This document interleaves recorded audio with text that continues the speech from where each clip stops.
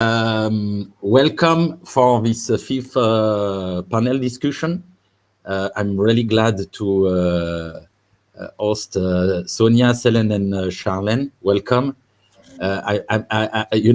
One of my main motivation while launching Web3 Stronger Together is to promote and demonstrate what equality and diversity is all about, not just a marketing speech.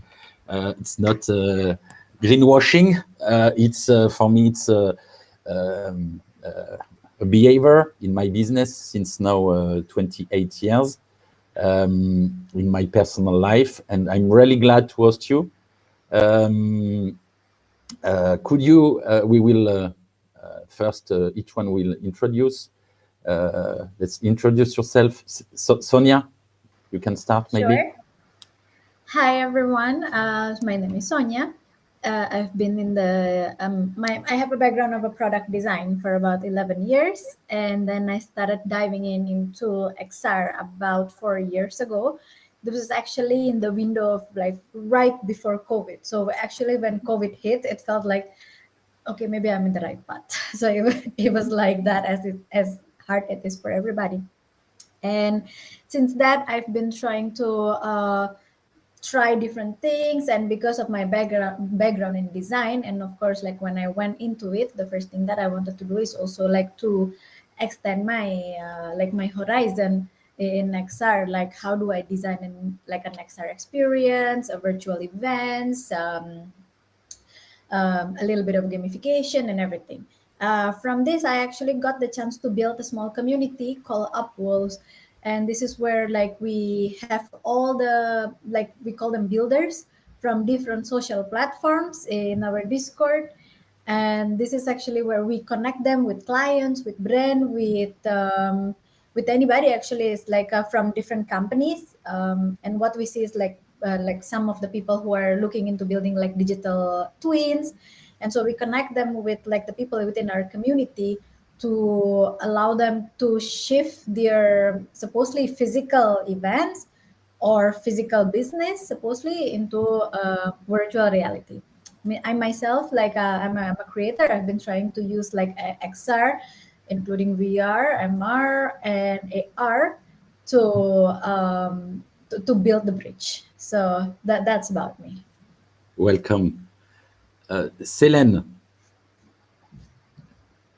Yes, and thank you so much. Thank you so much for inviting me, and so great to meet you all. And yeah, I'm Selen Lun. I'm from Istanbul, and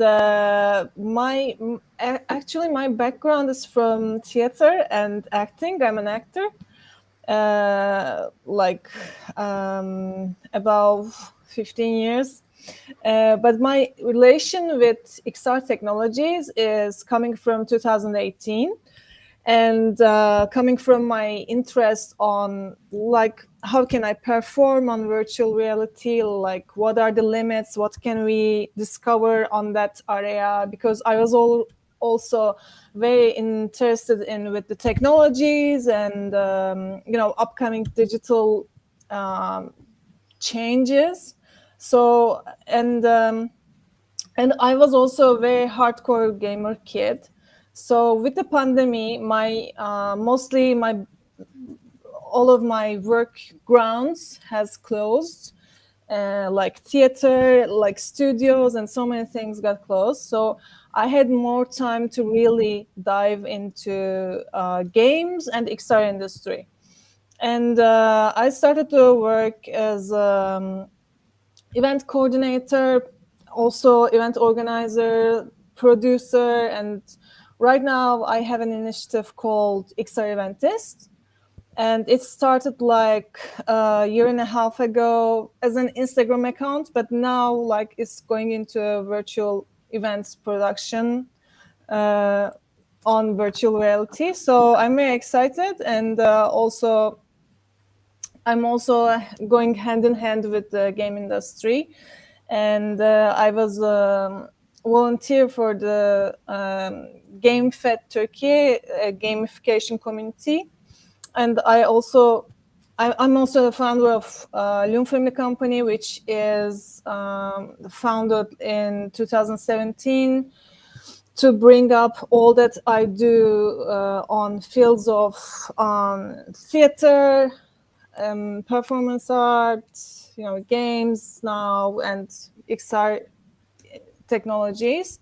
So for me, everything is like a big puzzle, and it's like pieces are coming together. So when I try to tell, it's kind of hard, not easy, what's going on, like with all of that. But yeah, when we come together and have a chance to talk with you, like you people, like then we are finding our meeting points, because eventually everything is connected.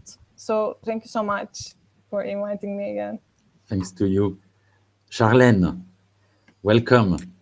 Well, thank you so much. My name is Charlene Nichols. I am, I started my career 20 years in the eye care industry, became a real expert and student in all things related to, making eyeglasses, selling eyeglasses, working with the people that, make this industry really great. I resigned after, 2 decades of serving my industry because I just saw too many gaps in the market with technology. I kind of started saying recently that the giants of this industry, they were very successful. They won. And what they succeeded at was completely keeping any new, fresh idea from emerging in this industry at all. Because if you think about, your vision, it's probably one of the most important gifts that you can have.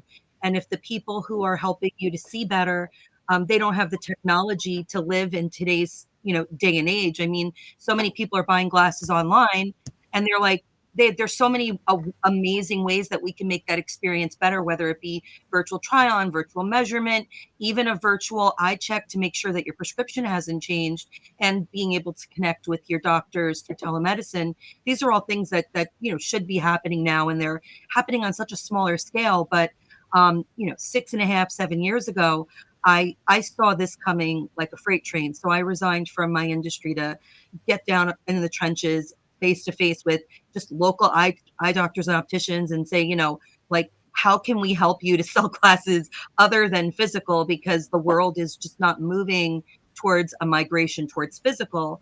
They're moving towards a migration towards digital and towards virtual. And I was actually saying, we're going to build virtual optical shops in like 2016.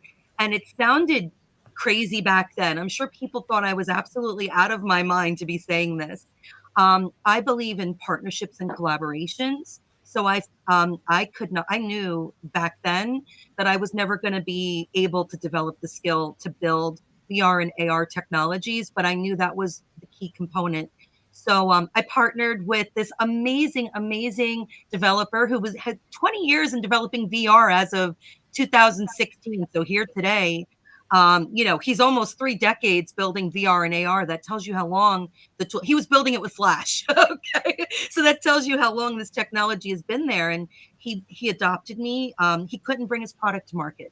He didn't have the sales and marketing, tools, and in the industry at the time, the people weren't listening. And today we have a metaverse. So flash forward to today, I've taken everything that I've learned. I incorporated virtual events, like you said, Selene. And I just fought for what I believed in. But it became, towards the last 2 or 3 years, less about the opticians and optometrists and more about the end user. Because what I realized is, if you're not really embracing technology in the last 7 years, if you're not on social media, if you're not digitally connected, you're missing a key component of communication. You're literally disconnected. You don't understand the needs of today's community. And there's so many legacy local businesses in this position. I don't think they realize they're in this position. I don't think it's intentional. I think it's just, you go in every day, you're in your 4 walls, you do your thing. And I think what we're doing with, sessions like this are really important, because we keep hearing this technology is not here. It's 5 years, 10 years from now. And I think we all know that's just simply not true. So thank you for having me today. Thanks to you. We have started to circle around our today topic, GameFi and the Metaverse, a new frontier for virtual events and conference like today, like Web3 Stronger Together. We have cooperating with Evland that will aim to bring a real metaverse venue. For now, we are still building it. It's a long way. I'm curious to hear how the metaverse will change and this industry, and what kind of experience we can expect. Who want to start? Well, I'll just say this shortly and then give the floor up. When we started building, we had a simple goal. It was build a virtual convention center that looks real. Then we realized we mastered that very quickly with tools like Unreal Engine 5. Unreal Engine 5 was only about 60 days old when we started building our world. And I remember I watched the Matrix clip and I'm like, oh, this is what we can build? And I'm like, all right. And I have this amazing team. So I'm just like, can we do this? And they're like, yeah. I'm like, all right. Can we build New York City? Like, this is the Omniverse city behind me. They're like, sure. Can we have avatars that, represent who people are? Absolutely. Can we have NPC models that are modeling different eyewear, and can I, recall a model and say, hey, can you change those glasses? I want to see this pair on you or that pair on you. And then can I try them on myself? I think the answer to your question, Laurent, is only limited by the imagination.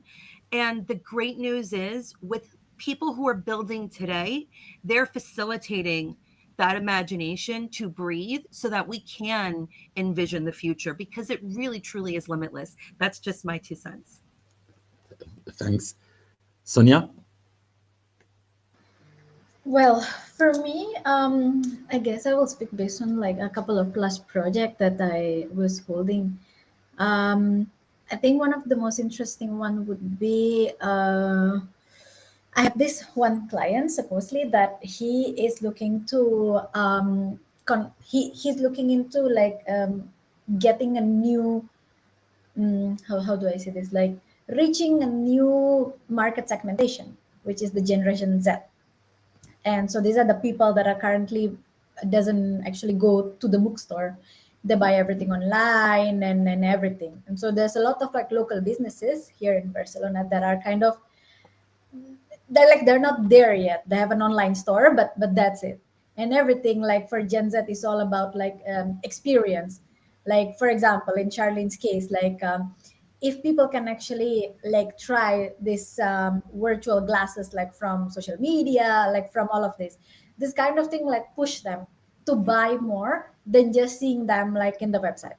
So so my client actually came to me like with the same things, like, okay, I wanted to build like a scavenger hunts that would make people would walk around the city, find different things, and eventually can go into the bookstore and to find a certain clue in order to exchange it with a book. So they are kind of using a gamification to, let's say Pokemon Go. They're using Pokemon Go concept to reach out this new target market. And so initially when I kind of like took that projects, like I started building them, and I thought like this is a nice project, like I have fun like building them and everything. In the middle of that, when that project was going on, I was reached out by another person who kind of have the same idea but for a different like product, like all together. And so I kind of like thought like, okay, does everybody kind of think right now that gamification is actually a way to gain new market? Or the question is like, is that the only language that Gen Z respond to? So, This is a question. This is a question. You're right. Selene? I mean, yeah, Sonia, like you really pinpoint a good point, because like I think that gamification is kind of the way how we express ourselves in this right now, like this very kind of new and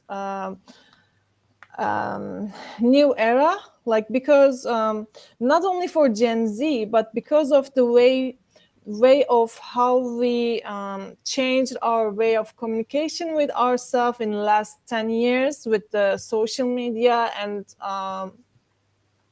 all of the developments on how we use web. Because I'm from, like, let's say I'm not Gen Z, okay? I'm from 80s. I'm a 90s kid. So I see the whole way.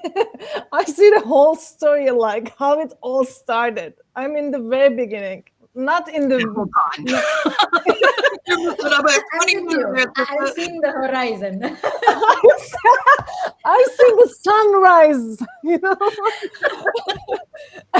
And because, you know, I was just a kid, like, you know, rolling cassettes and listening Walkman. So right now we have VR, we have virtual reality, we have augmented reality, we have mixed reality, we have all kinds of realities. But what does that mean for any person, like, totally don't get anything, or the person who thinks that, like, oh, you know, I don't get anything?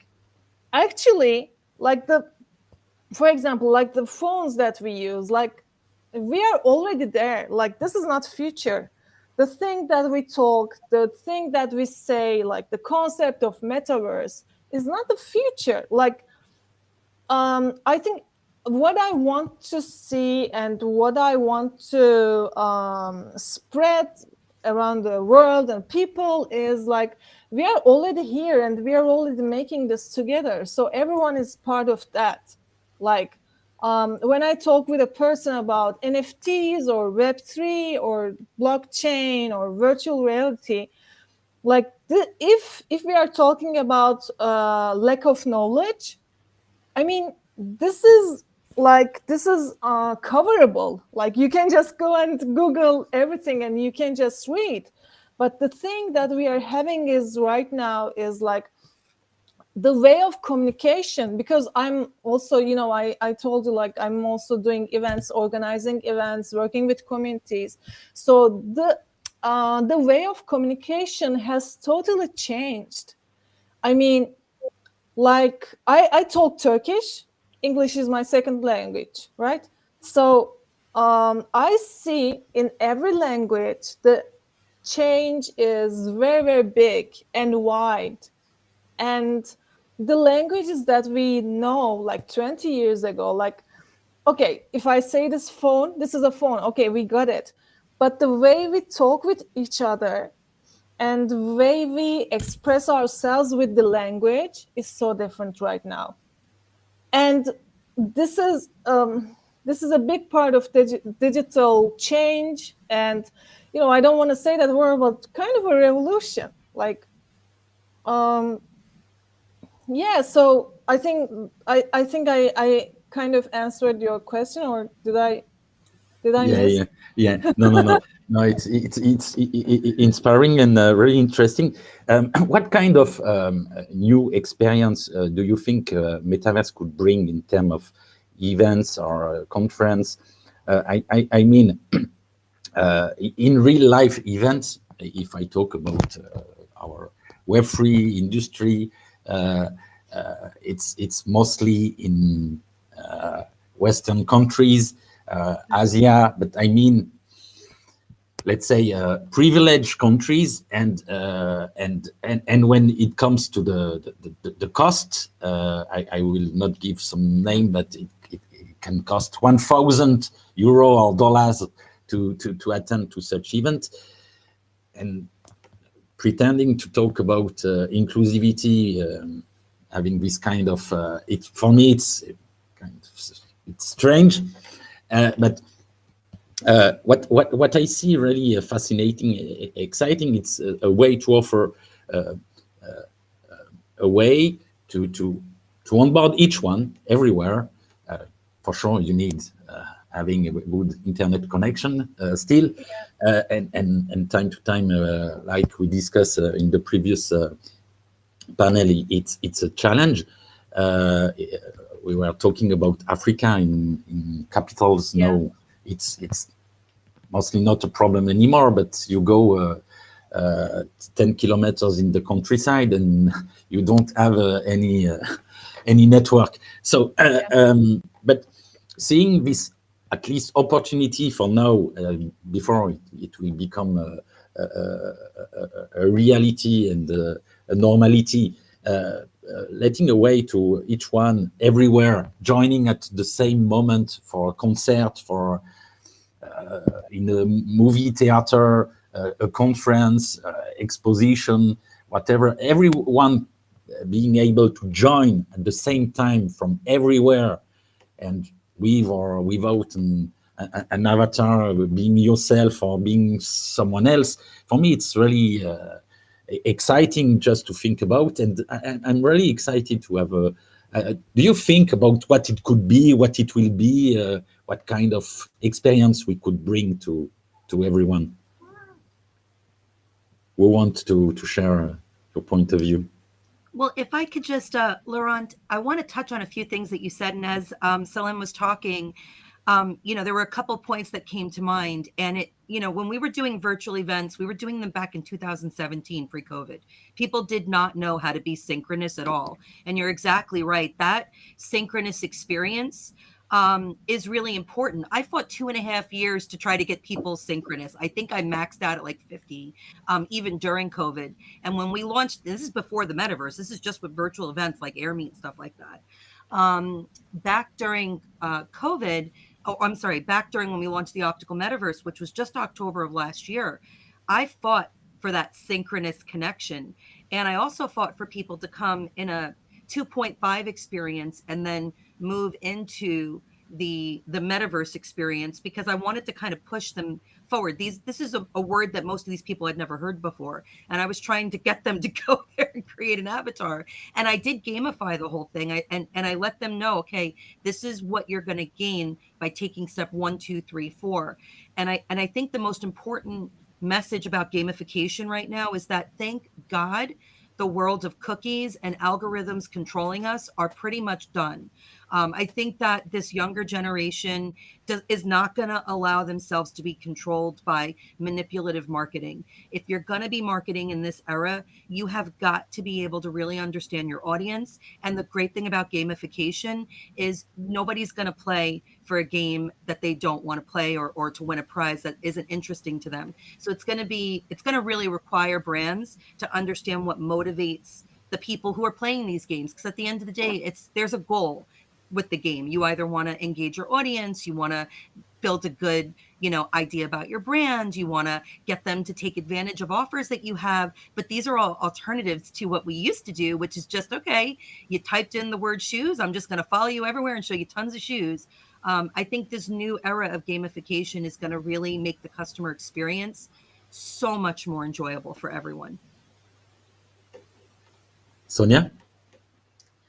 Well, for me, I think, and maybe I'm thinking like a designer mind, probably, but I feel like from like my own glasses, everybody is kind of like excited about this new technology. I mean, it's not exactly new, but it's like this emerging technology. Everybody is kind of excited with that, and everybody is super up in terms of trying them, being there, like you said, like being able to feel that you are there at the same time with everybody. So it seems like I did a little bit of a brainstorming, like with some of like a couple of my clients who have like an event platforms, productivity platforms, how to bring people to work into the metaverse. So we did a lot of like design thinking, and then while we're doing design thinking, that from what we saw, that it seems like the issue might not be to how to get people to try this, because people are there, they want to try it. But I think what could we focus on in the future, I guess, it would be the retention, because that's what's missing at the moment. Like the retention is missing. Is gamification is one of the way? Probably gamification could be one of the way to get retention through challenges, through virtual badges. One of the people that I was talking to was, I don't know if you guys know this platform, Hundo. This platform focus on getting people to build like their virtual resume. Supposedly it's like this. So you will have all your data, all your achievement. It's like LinkedIn, but in blockchain, supposedly. And so they made like a virtual event recently, and then they were like, okay, how do we make how do we make a differentiation between like other virtual events that people are doing with our virtual events? How do we even like start people to want to talk to each other? And the idea that we come up with was like, okay, why don't we make a virtual badges? It's a little bit of a gamification. You choose what you like, what you where do you come from. So we are using like their demographic, their hobby, their liking to actually grant them a virtual badges. It's a part of gamification, but at the end we start seeing people walking into this. Oh, for example, it was me, and then I see Charlene with the same badges, like she's I like cooking too. And then they started forming a group, like and then we saw that. I was like, it's amazing how gamification can do. So yeah, I guess to summarize up, I think it would be nice if like more and more brand platforms like would focus on like how to get that retention. I regularly discuss with big corporates, corporation, big brands, and they are all trying to explore what is the best use case. And sorry, I used to say, in fact, there is no best use case. It's all about experimenting. We are still at what I call a prehistoric stage, and it's up to us. It's based on the limitation of our imagination, and also the way what we try to share through the Web3 Stronger Together initiative. It's also about humanistic behavior, and also proposing not only a new technical innovation, but also a new way to interact with each other, where for me peer-to-peer means 1 = 1. 1 = 1 = 1 = 1. And through this Web3 ecosystem, through what we are all together building, we can also try to experiment a new way to interact, a new way to also really give a chance to each one, everyone, everywhere, and how we redefined our let's say core system of values. Not only being constantly focused on the pure technical innovation, but also saying, okay, I start from scratch, I forget everything, and I try to implement things. I don't. Yes, go on, Sonia. I think it's a really nice way of putting it. Like it's like reimagining how one would connect with, how to one interact with the other. I think it would be one of like a really good aspect of like how to make this virtual events like successful. Céline, you want to say something? Yeah, I mean, oops. But sorry, my dog. No worries. Okay. So the thing is, sorry. Okay, you can go on. I will just. Okay. Charlene? Laurent, and I'll just give them a very simple example of this, because don't forget, you have different people that have different adoption rates of technology. And I know I harp on that, but that's because the majority of my audience is not integrated with Web 2. I call them Web 0, let alone Web 3.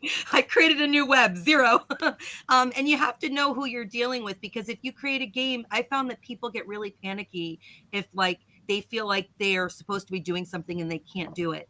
I feel that there's this thing, this click fear, that people are afraid to click something. I feel like they're afraid they're gonna enter the room like as a naked avatar or something. They're like, can I click that button? It's a button, click it. Then you're not gonna break anything. They're like, what's gonna happen when I click it? Like, setting those expectations for people that aren't used to navigating through this stuff is so important. But I observed something so simple and so basic several shows ago, because we have a leaderboard, and it lets people kind of compete against each other. And then they can see very clearly how they get that. And it could be just connecting with somebody, visiting a vendor, learning about a product. There's like 50 different ways that they can earn points. And people say, how do I earn points? And I show them. And when you think about it, it's letting them understand the behaviors that they can do that will help them to earn points. We're going to be introducing something in the Omniverse City called Evo. This is going to be an in-game currency that we're going to allow to have value through our amazing partnerships with companies like MetaKeep and ePayments outside of the platform through gift cards. But we're doing this because we want people to understand how gamification relates to currency without the fear factor of really dealing with real money or even crypto. So we're actually taking gamification, kind of like when you play with money and with Monopoly. It's like, okay, if I lost $1 million, I'm not crying over it, right? But if it was real life, we'd be like in a bad situation. So I'm really excited to see how people behave with a digital currency that doesn't have so many risks to it. And I'm sure there's other platforms doing that. But I think to your point earlier about how do we like evolve, it's just giving people an opportunity to show you like these new behaviors. Because I don't think people have really had large audiences have really had the opportunity to show us what they want to do in these spaces. There hasn't been enough, I was speaking to my provider that gives, we do pixel streaming. We use GPUs for that. They said if you have 500 concurrent users, that's a lot. Think about that. 500 to any other sponsor would be like 500 people. What the hell is that? I go to these shows with 50,000 people. But when you think about it, how many of those 50,000 people do you actually touch? And I'll leave on this point. Redefining success is so important. I don't even let people talk to me. If a client says, how much traffic do you get? I say, we're going to talk about new metrics, okay? Because that's not how this works here. It's not about how many impressions and how much traffic do you get. How many people are coming? How engaged are they? And very much to Sonia's point, I love what you said. How likely is it that they're going to come back? Thank you, Laurent. Thank you. Selene? Yeah, I was going to tell about like on the last 2 years, like actually since pandemic in 2020, like the percentage of the companies that are asking for the gamification companies or, communities is raised above like I don't know the actual number, like, but it kind of tripled, not doubled, but tripled. It was like, and from very different branches, like, for example, a supermarket is coming to the gamification community and coming and telling like, hey, would you like to make us an app so we can give this to our employers and they can play this, so it would improve their workforce and it would improve our work. So it's crazy, like, and right now, like, especially in as far as I know, in Turkey, every supermarket has some kind of an app for their employers.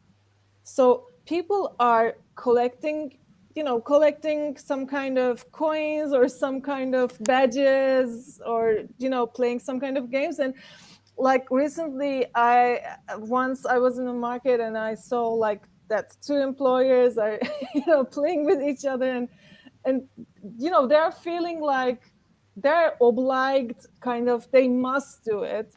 So again, the the companies are kind of using this tool, using gamification as a way of improving the work and making people more happy or more satisfied with the work. But still, if you just go to your employee and tell them like, hey, you have to play this game, you have to play this game. So it's we are in the very beginning, like. But what I believe is like right now we also see and witness so many big companies are kind of dismissing people in the big amounts of people, like 2,000 employees or 5,000 employees, 15,000 employees.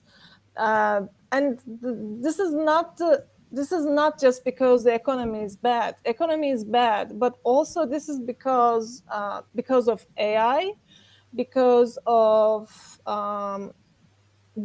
also people not very kind of encouraged about going and working for a company for the rest of their lives.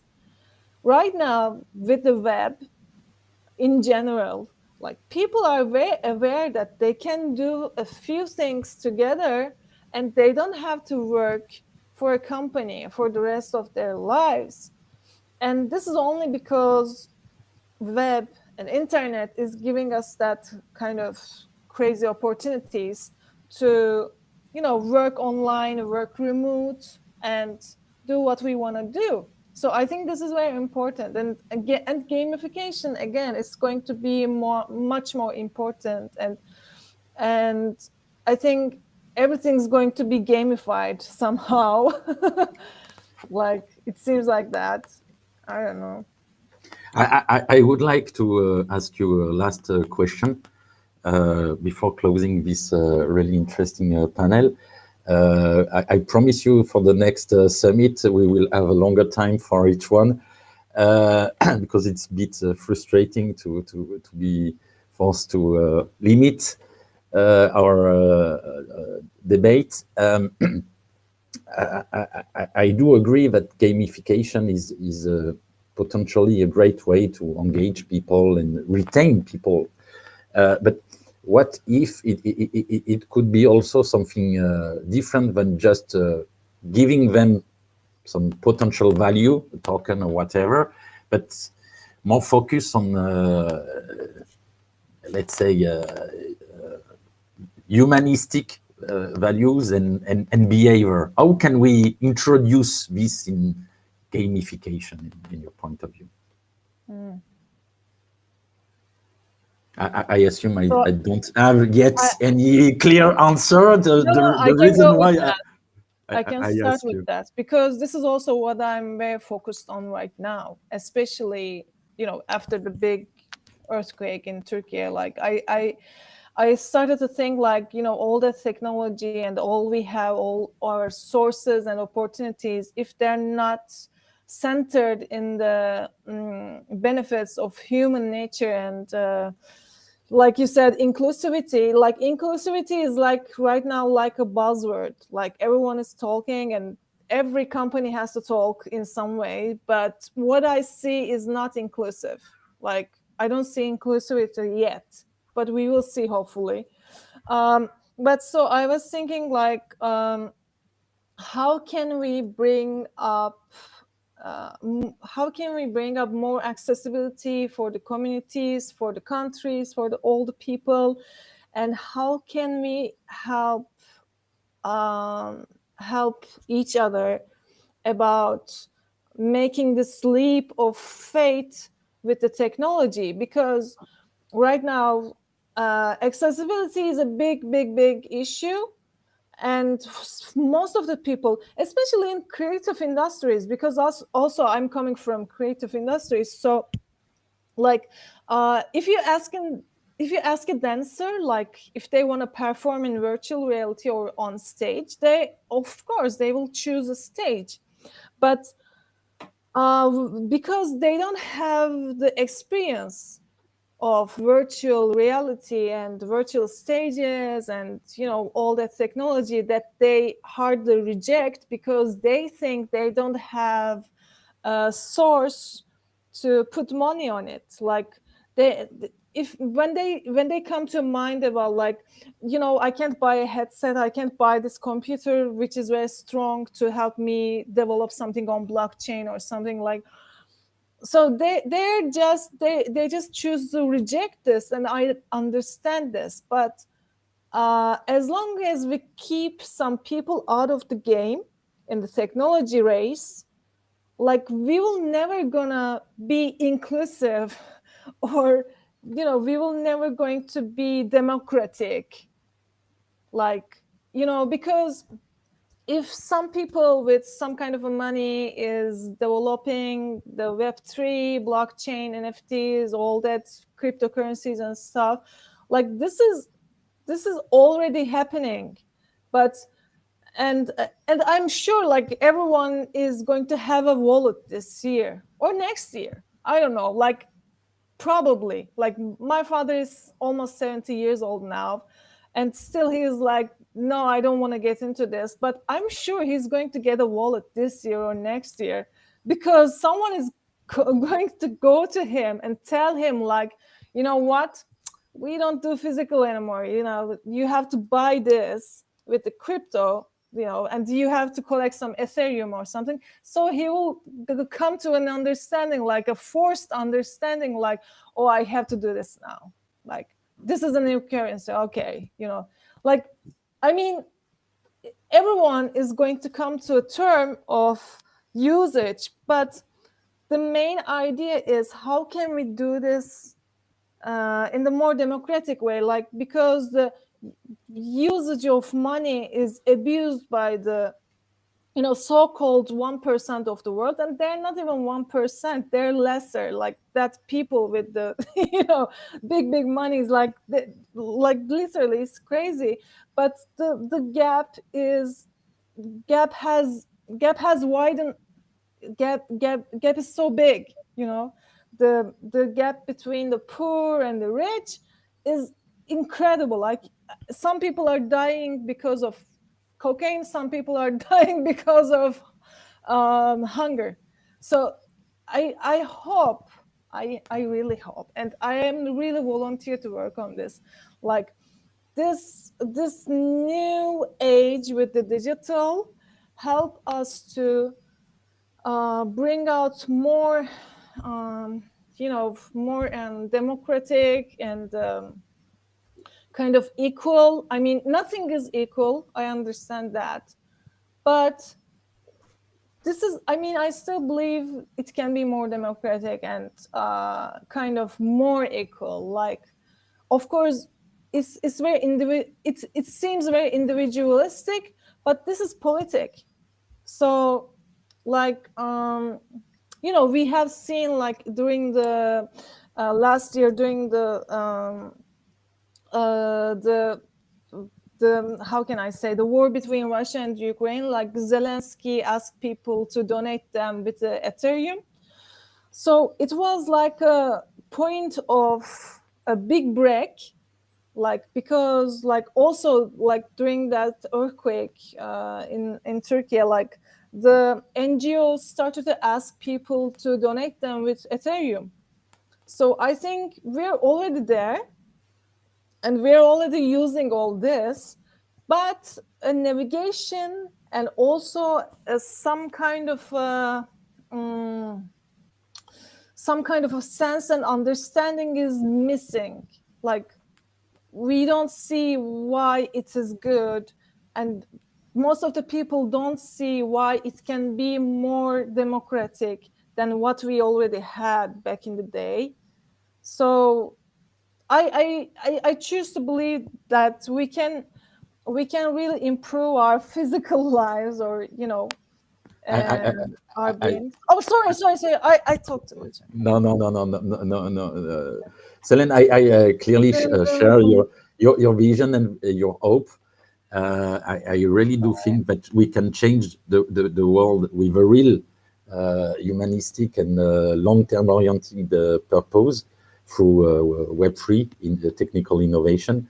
And as I used to say, and I say it again and again, first it's humans building for humans. You know, innovation, it's not God.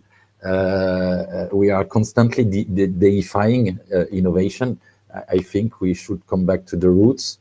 And the reason why we have launched Web3 Stronger Together, to try also to spread different point of view and thinking, and putting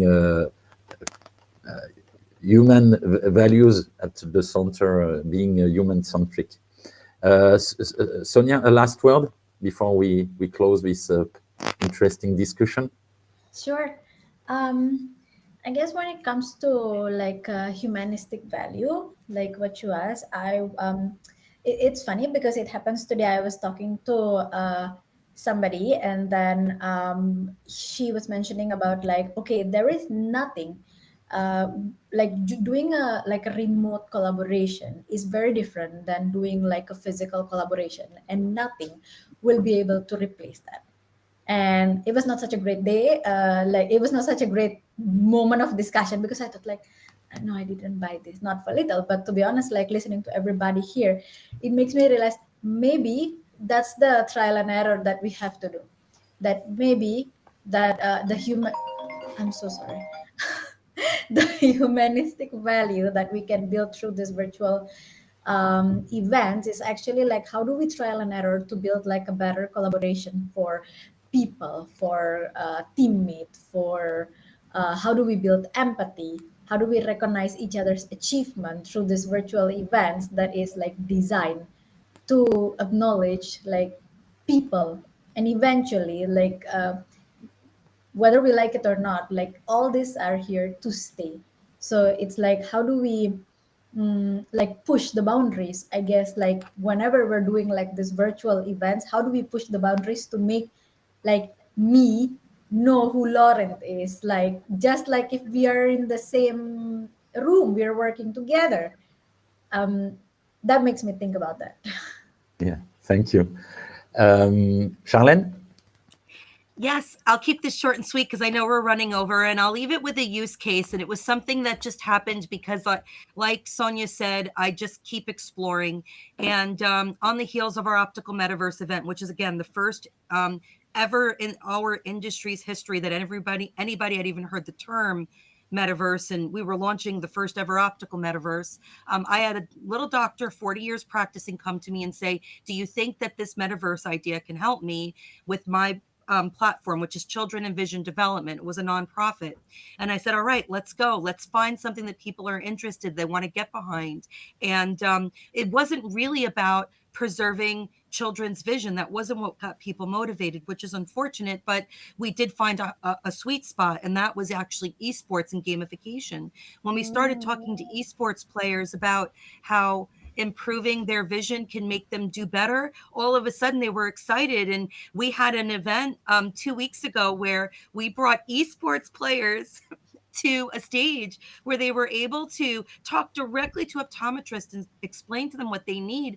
And now they're going to be working with my entire industry, frame manufacturers, lens manufacturers, labs, everyone, to develop something that we're going to call V-Sports, which is like vision sports. And we're going to use esports gamers to help us embrace, selling eyewear at events, teaching, people about their vision, creating fundraising campaigns that show thermometers for different earmarked objectives so people can like really contribute to something that they believe in and see that money being put to good use. It was, these are all variations of gamification. It's like very clearly explaining what the goal is, how you can participate, and how you can win. That's the basics of it. And I think when people think of gamification, they visualize a game, Roblox, Fortnite, something like that. But we really have to just open up our imagination to the mechanics of gaming and understand that it could be really anything you want it to be. So thank you for having me. This was so much fun. Thank you. It's a pleasure. I could keep discussing with you. It's really inspiring. I'm really glad to create this kind of magic moment. It's a beginning. I say it again.